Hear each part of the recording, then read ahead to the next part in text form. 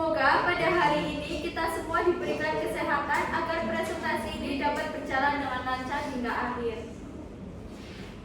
Topik yang akan dibahas pada pagi hari ini yaitu mengenai psikolinguistik. Sebelumnya, perkenalkan, saya Karina Anggraini dengan NIM 21010400022 dan rekan saya sebagai sekretaris yaitu Ramliarto Mulia dengan NIM akhir 13. Acara yang pertama adalah pembukaan. Marilah kita mengawali acara ini dengan membaca basmalah. Bismillahirrahmanirrahim. Baik, selanjutnya saya akan menyajikan materi tentang psikolinguistik. Judul buku Pengantar Psikolinguistik, penulis Miati Rahmawati, Ari Hoirurijal Fahmi, Doni Wahid Akbar. Tahun terbit buku 2021, penerbit KBM Indonesia, kota terbit Yogyakarta, jumlah bab 13, tebal halaman 161 halaman. Yang pertama, bab 1. Bab 1 membahas tentang hakikat pembelajaran bahasa. Definisi bahasa. Para linguis memberikan pemahaman bahwa arti bahasa adalah suatu sistem lambang bunyi yang bersifat arbiter yang digunakan oleh sekelompok anggota masyarakat sebagai alat untuk berinteraksi serta mendefinisikan bunyi. Pemahaman sebuah bahasa tidak hanya sistem bunyi saja. Akan tetapi sebuah morfologis dan juga sintaksis bahasa dirancang untuk menyatakan suatu pikiran, tetapi juga membawa identitas budaya dan status sosial. Dapat dikatakan bahwa bahasa tidak hanya digunakan sebagai alat komunikasi dan sebuah jembatan dalam bekerja sama, akan tetapi bahasa juga berfungsi sebagai alat untuk mengidentifikasi diri. Itu artinya suatu kelompok sosial.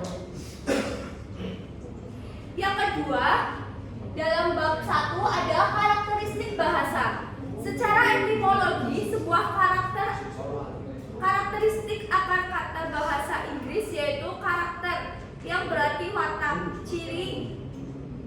Kata karakteristik berarti sifat yang khas atau ciri khas, bentuk-bentuk watak dan tabiat individu, corak tingkah laku atau tanda khusus. Ada juga dalam istilah bahasa Arab, kata karakteristik dikenal dengan khosonas yang diartikan dengan kekhususan atau keistimewaan.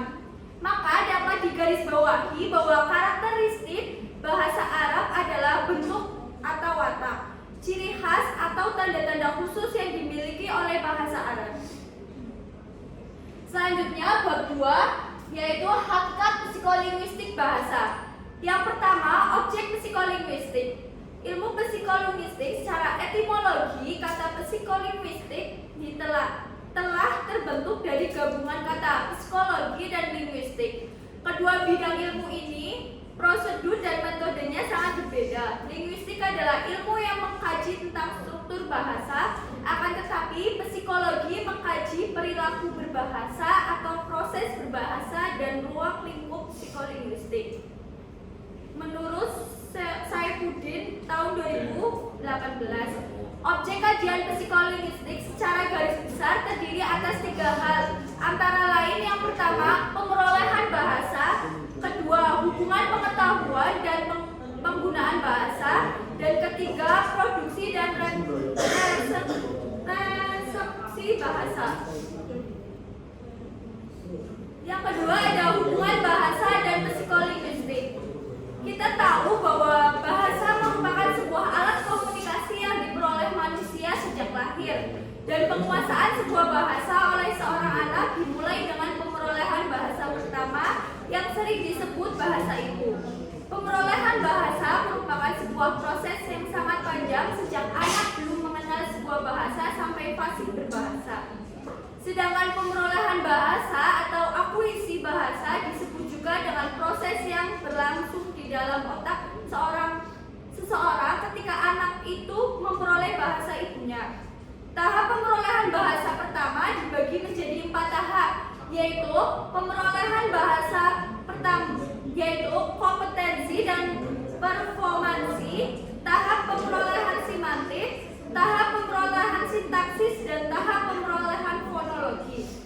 Dan dari sinilah disimpulkan bahwa psikolinguistik yang merupakan ilmu interdisiplin menguraikan proses psikologi yang berlangsung apabila seseorang mengucap suatu kalimat yang apabila didengarkan pada saat berkomunikasi, dan bagaimana kemampuan berbahasa itu diperoleh pada saat berkomunikasi dan berinteraksi.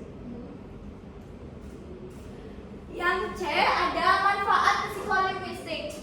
Dalam pengajaran bahasa, psikolinguistik mempunyai peran yang penting dalam pembelajaran bahasa. Karena dengan memahami psikolinguistik, seseorang dapat memahami proses yang terjadi dalam dirinya ketika menyimak, istimak, berbicara, kalam, membaca, qiraah, ataupun menulis kitabah. Sehingga manakala kemampuan dalam keterampilan berbahasa bermasalah, dia bisa melihat hal tersebut dari sudut pandang psikologi sebagai alternatif solusi. Yang ketiga ada esensi perkembangan psikolinguistik. Psikolinguistik merupakan suatu disiplin ilmu yang usianya masih terbilang muda bila dibandingkan dengan beberapa disiplin ilmu lainnya yang telah masyhur seperti linguistik, psikologi, dan filsafat. Perkembangan psikolinguistik sangatlah pesat dari tahun ke tahun, seperti yang dijelaskan di awal bahwa perkembangan psikolinguistik sebagai sub-disiplin ilmu psikolinguistik yang kini dikenal dengan nama psikolinguistik teoritis, psikolinguistik perkembangan, psikolinguistik sosial, psikolinguistik pendidikan, neuropsikolinguistik, psikolinguistik eksperimental, dan psikolinguistik terapan.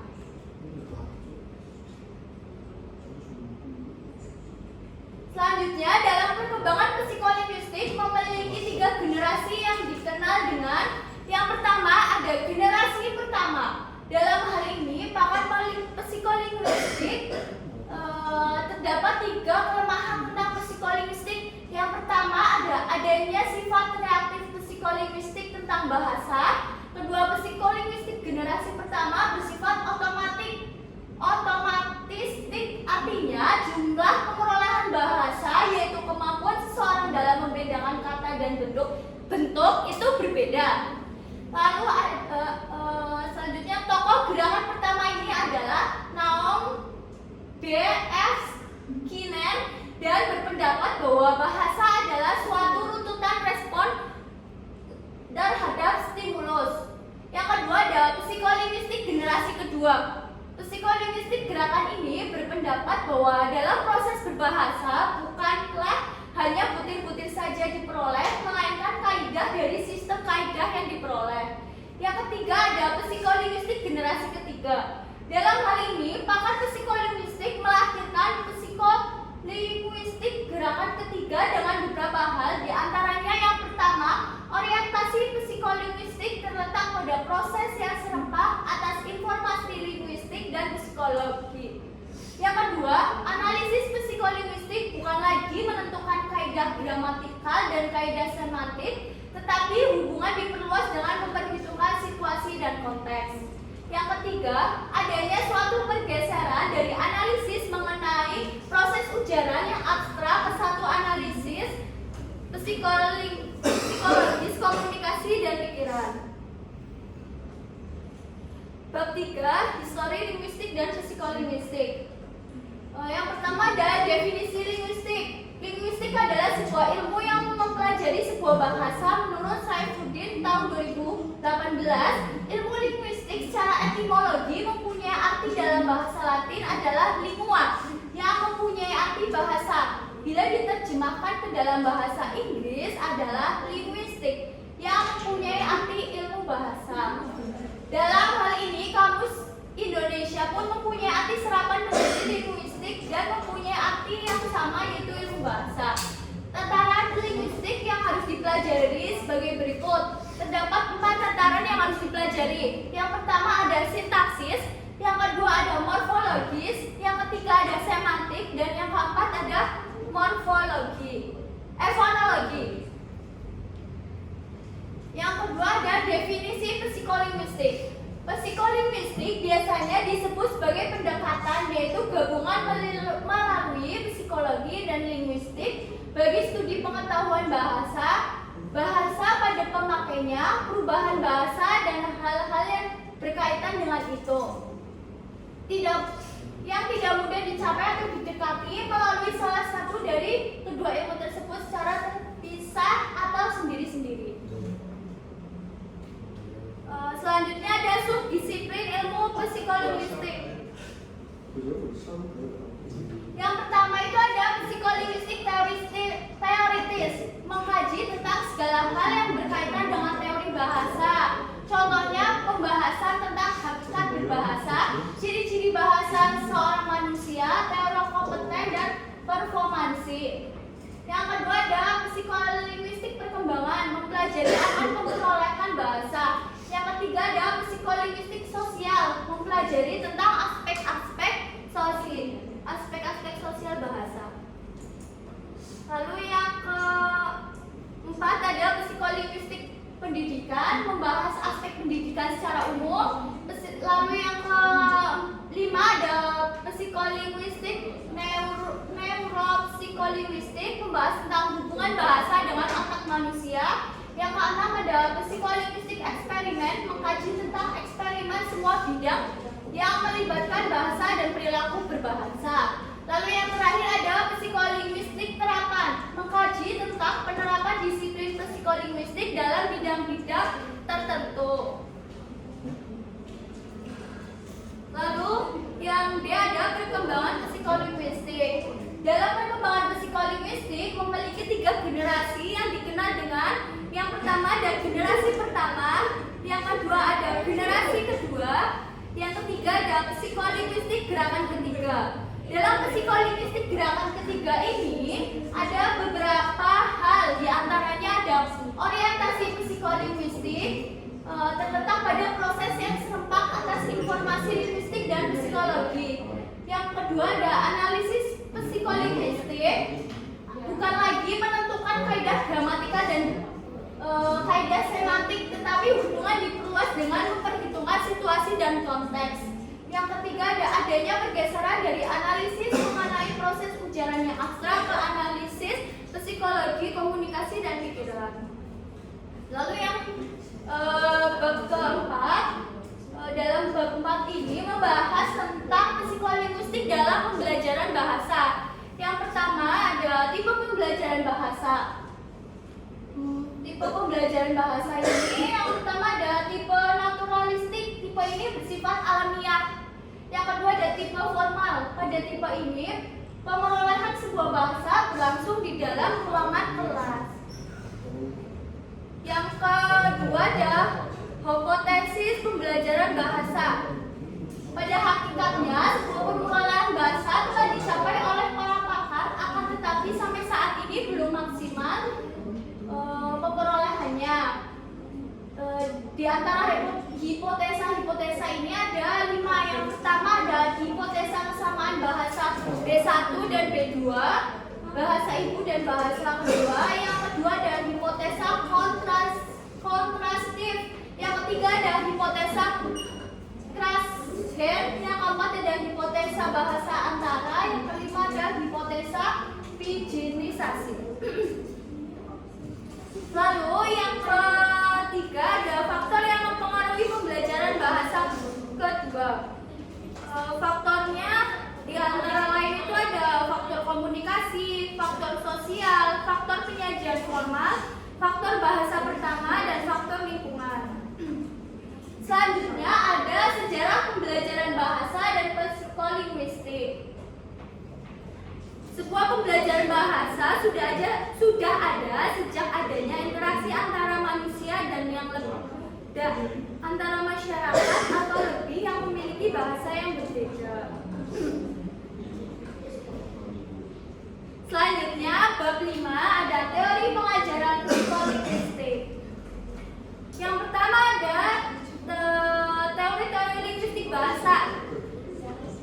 Ada teori yang dicetuskan oleh Bapak Ferdinand de Saussure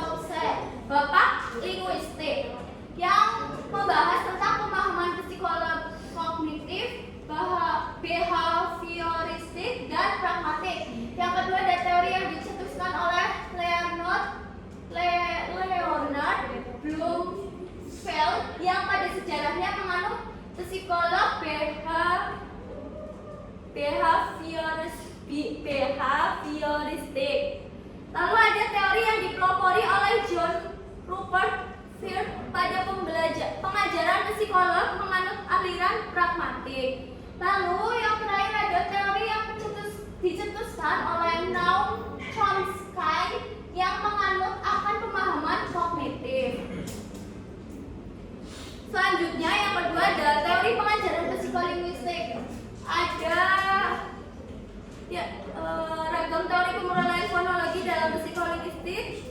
Yang pertama ada teori struktural universal. Yang kedua ada teori semantik universal. Yang ketiga ada teori behavioris psikoanalisis. Yang keempat ada teori behavioris universal. Lalu yang kelima ada teori generatif struktural universal. Yang keenam ada teori proses fonologi alamiah. Yang ketujuh teori prosodik akustik. Yang kedelapan teori konsepsi sistem logogen.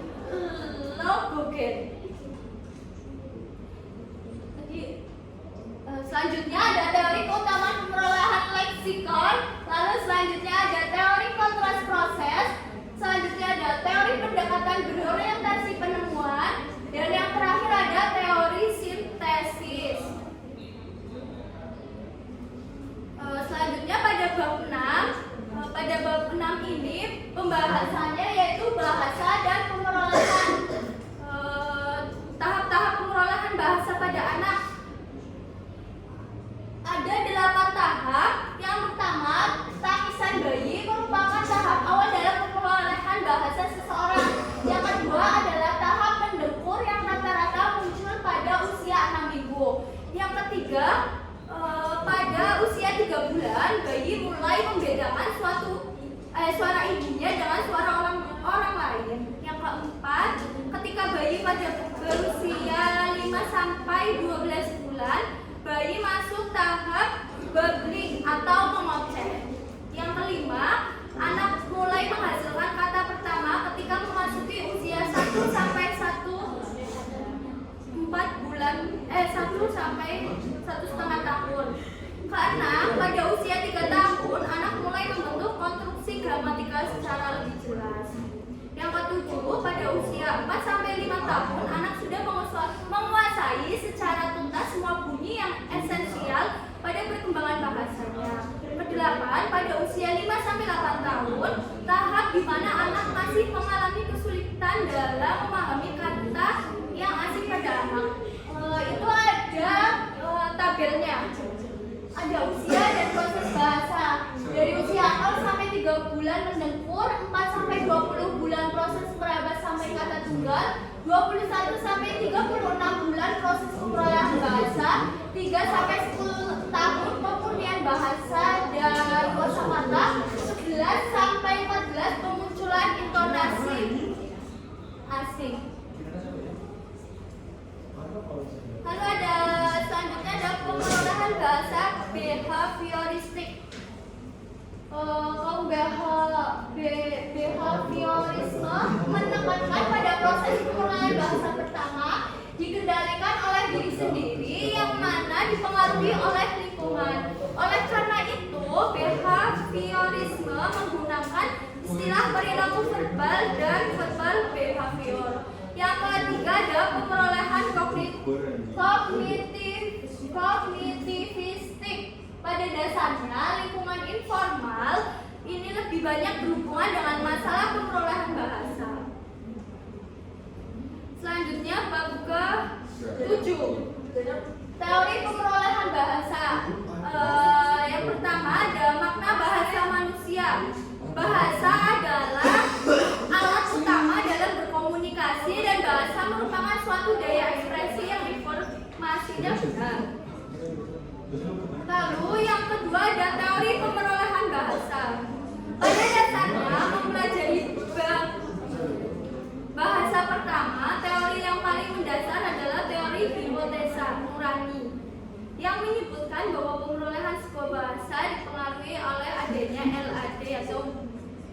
bahasa yang disebut language assessment.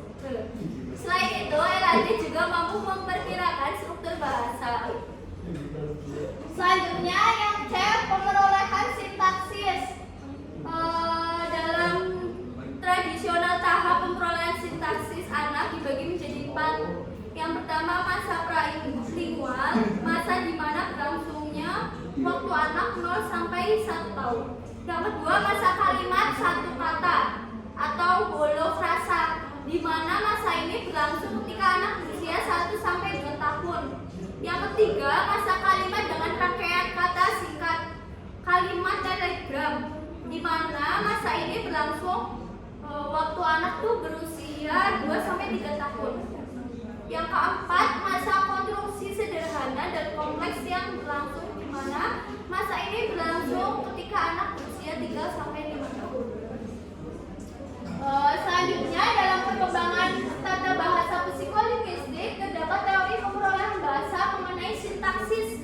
Di antaranya adalah teori tata bahasa pivot, teori hubungan tata bahasa nurani, teori hubungan tata bahasa dan informasi situasi, teori kumulatif kompleks, teori pendekatan semantik. Lalu yang keempat ada pemerolehan semantik bahasa. Ada teorinya itu ada 4. Yang pertama adalah teori hipotesa fitur semantik, teori hipotesis hubungan gramatikal, teori hipotesis generalisasi, teori hipotesis primitif universal. Selanjutnya ada pemerolehan fonologi. Teorinya itu yang pertama adalah teori pemerolehan struktural universal, teori generatif struktural universal, teori proses fonologi alamiah, teori prosidi akustik, teori konteks dan proses. Lalu yang selanjutnya ada makna kedwibahasaan. Dalam masalah kedwibahasaan, sebuah bahasa yang dikuasai oleh anak, sejauh ini kemampuan kedwibahasaan yang biasa digunakan di negara Indonesia belum begitu komprehensif. Hal ini diungkapkan beberapa sebab yang secara tidak langsung sebuah kemampuan berbahasa itu mempunyai beberapa dampak. Kedwibahasaan pada seorang anak yaitu penguasaan seseorang dalam bahasa lebih dari 1. Lalu selanjutnya ada makna alih kode dan campur kode. Peralihan alih kode dan campur kode di sebuah masyarakat sangat penting. Mungkin hubungannya dengan pemakaian variasi bahasa oleh seseorang maupun oleh sekelompok masyarakat, dan ini khususnya dalam pemakaian bahasa di sebuah masyarakat yang dimana bilingual atau multilingual. Selanjutnya ada bab 8. Dalam bab 8 ini membahas tentang perkembangan otak terhadap pemerolehan bahasa. Yang pertama akan dijelaskan tentang fungsi otak manusia. Pada dasarnya otak biasa disebut dengan cerebrum atau cerebellum merupakan suatu komponen yang dimana sistem syaraf manusia. Dan ternyata komponen lainnya adalah sumsum tulang belakang dan saraf tepi. Kita tahu bahwa otak seorang bayi pada saat baru lahir beratnya hanya sekitar 40% dari berat otak manusia, orang dewasa. Sedangkan makhluk yang lainnya adalah 70% dari otak manusia. Disinilah kita bisa mengambil sedikit kesimpulan bahwa manusia telah dikodratkan untuk mengembangkan otak dan kemampuannya secara tepat dan cepat. Selanjutnya ada kemampuan otak manusia. Telah dijelaskan di awal tadi bahwa kedua hemisfer otak pada manusia mempunyai peranan yang berbeda fungsi kortikalnya. Hemisfer kiri dominan dalam hal yang berhubungan dengan logika, rasio, kemampuan menulis dan membaca. Sedangkan pusat matematika merupakan Sedangkan hemisfer kanan berfungsi dalam perkembangan emosional quotient. Hemisfer kiri memang dominan dalam fungsi berbicara dan berbahasa. Selanjutnya ada, menurut beberapa pakar, muncul teori mengenai konvergensi bahasa sebagai berikut. Ada 3. Yang pertama, ada setiap orang memiliki pola otak yang berbeda-beda yang berdasari pada kemampuan berbahasa yang dimiliki. Yang kedua, bahasa pertama anak berkaitan dengan sel syaraf, sedangkan bahasa kedua berkaitan dengan otak. Yang ketiga, aspek berbahasa lainnya dari kemampuan berbahasa seperti nomina dan verba ternyata diproses bagian otak yang berbeda. Selanjutnya, perkembangan dan pertumbuhan otak manusia terdiri atas 6 tahap. Yang pertama, pembentukan tabung neural. Yang kedua, profilensi seluler untuk membentuk sel neuron. Yang ketiga, perpindahan seluler dari germinal subpendemal. Yang keempat, diferensial seluler menjadi neuron spesifik. Yang kelima, perkembangan akson dan dendrit menyebabkan bertambahnya sinaps tergantung fungsi daerah yang bersangkutan. Yang keenam atau terakhir ada elemen selektif neuron, sinaps dan lainnya untuk spesifikasi. Yang ketiga, membahas tentang hemisfer yang dominan konvergensi bahasa. Pada hakikatnya, sebuah bahasa dan otak itu kerjanya saling berkesinambungan, yaitu pada saat orang berbicara, otak pun ikut berfungsi. Artinya, bahasa dan otak saling mempengaruhi satu sama lain. Lalu yang keempat ada keunggulan otak wanita. Pada penelitian yang dilakukan oleh majalah Femina pada tahun 1999, dijelaskan bahwa otak pria lebih besar 10-15% daripada otak wanita, dan hasil penelitian mengatakan bahwa otak pria lebih besar daripada otak wanita. Maka dibuatkan kesimpulan bahwa pria lebih unggul.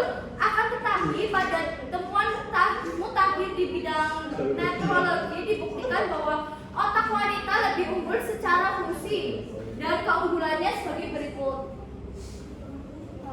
Walaupun otak pria lebih besar, tapi bisa dikatakan juga otak wanita itu lebih unggul. Keunggulannya yang pertama ada otak wanita lebih seimbang. Yang kedua, otak wanita lebih tajam. Yang ketiga, otak wanita lebih selektif dan aktif. Yang bab selanjutnya, bab 9, ada bahasa anak dan perkembangannya. Yang pertama ada makna teori perkembangan bahasa anak. Teori perkembangan sebuah bahasa anak tidak lepas dari pandangan hipotesa atau teori psikolog yang dianut. Kita tahu bahwa perkembangan ialah suatu perubahan yang biasa dialami oleh individu dan organisme, dan perubahan ini menuju tingkat kedewasaan atau kematangan, di mana hal ini berlangsung secara progresif, sistematis dan berkesinambungan, yaitu baik menyangkut fisik, yaitu jasmaniah, ataupun psikis, yaitu rohaniah. Selain itu, dalam teori perolehan bahasa, kita melihat bahwa seorang anak memiliki kemampuan yang sangat hebat untuk menggunakan, menghasilkan, dan menangkap.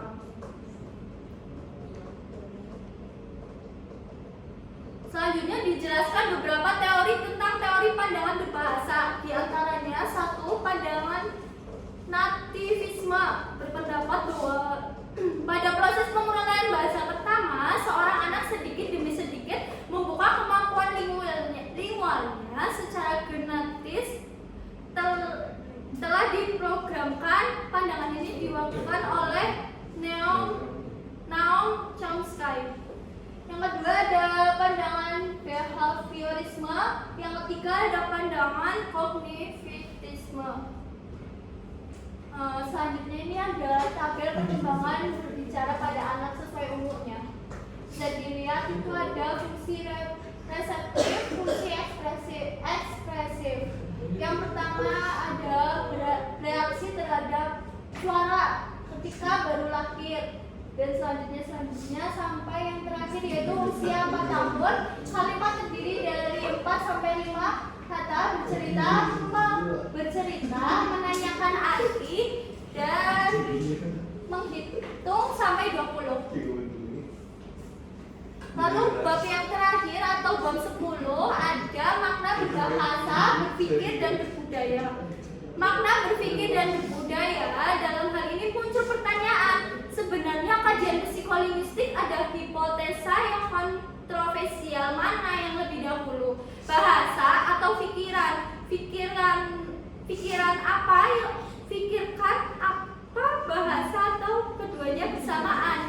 Dan bagaimana dengan budaya dalam hal ini? Beberapa pembahasan dari beberapa pakar bahasa. Yang pertama ada teori Sapir-Whorf. Hubungan bahasa dan pemikiran adalah dua hal yang berdiri dan berkembang sendiri-sendiri dan tidak saling mempengaruhi, akan tetapi pertumbuhan selanjutnya keduanya saling mempengaruhi, yaitu bahasa mempengaruhi pikiran dan pikiran mempengaruhi bahasa. Selanjutnya teori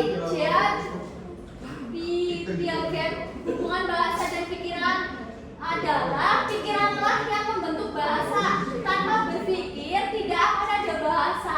Dalam hari ini pikiranlah yang membentuk sintaksis dan leksikon bahasa, bukan sebaliknya.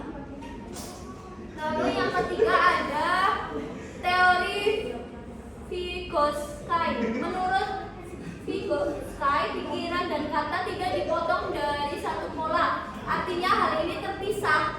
Struktur ucapan tidak hanya mencerminkan tetapi juga mengubah setelah pikiran berubah menjadi ucapan.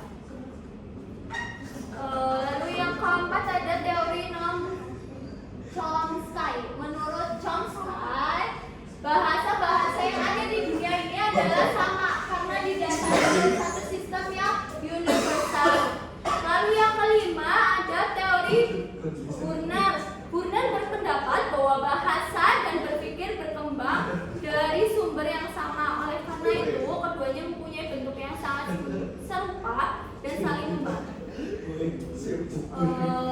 Ada dua teori lagi. Yang pertama ada teori Eric Lerner-Berg. Yang kedua ada teori Wilhelm van Humboldt.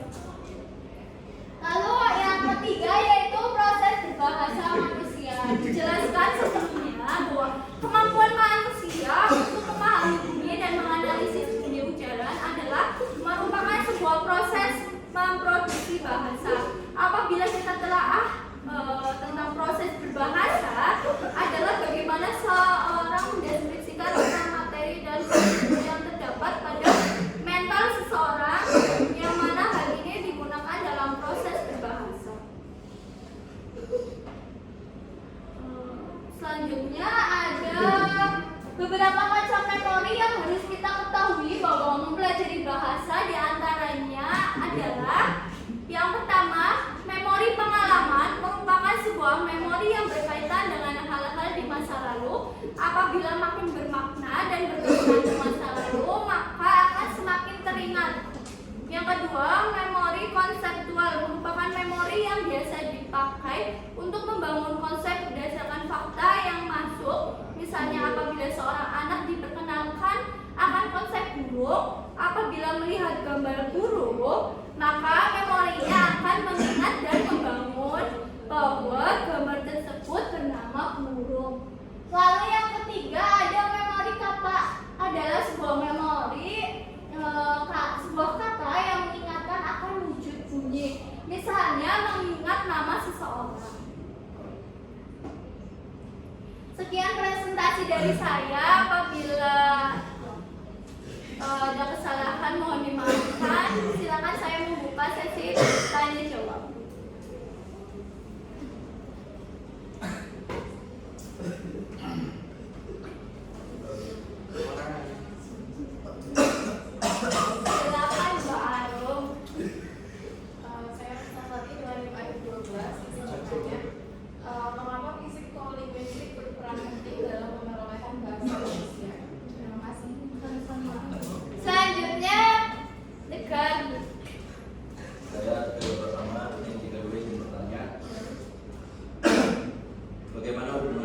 linguistik dalam pemerolehan dan pembelajaran bahasa. Selanjutnya, mungkin saya buka 2 pertanyaan.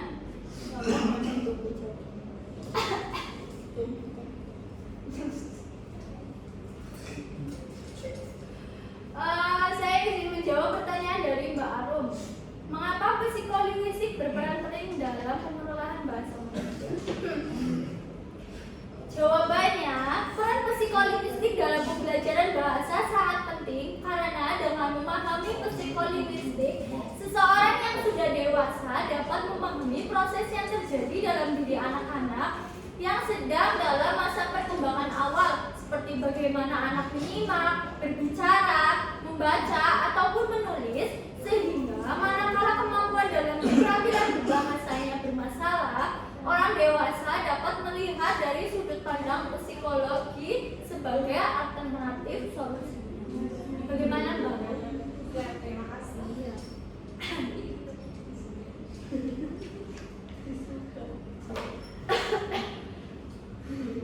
Selanjutnya, pertanyaan dari Mas Tegar yaitu bagaimana hubungan psikolinguistik dalam pemerolehan dan pembelajaran bahasa? Peran psikolinguistik dalam pembelajaran bahasa sangat penting karena dengan memahami psikolinguistik, seorang guru memahami proses yang terjadi dalam diri siswa ketika siswa menyimak, berbicara maupun menulis. Sehingga manakala dalam kemampuan dan keterampilan berbahasa bermasalah, guru dapat melihat dari sudut pandang psikologi sebagai alternatif solusi. Bagaimana? Terima kasih. Mungkin sekian presentasi dari saya. Apabila ada kesalahan mohon dimaafkan. Wassalamualaikum warahmatullahi wabarakatuh. Waalaikumsalam warahmatullahi wabarakatuh.